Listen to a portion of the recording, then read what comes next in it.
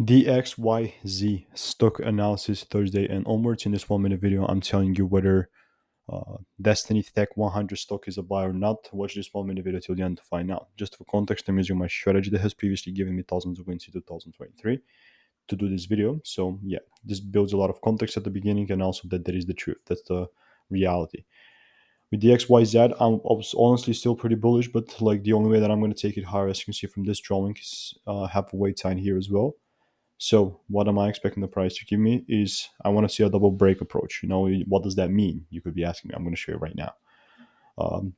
Let me go to the 5 minute. Like the only way that I'm really going to take this thing higher first is I want to see a double break above this point on the 5 minute chart. How's that going to look like? Simply just up, down, up again. That double approach. So then and only then I'm really going to be bullish. Let me come back here.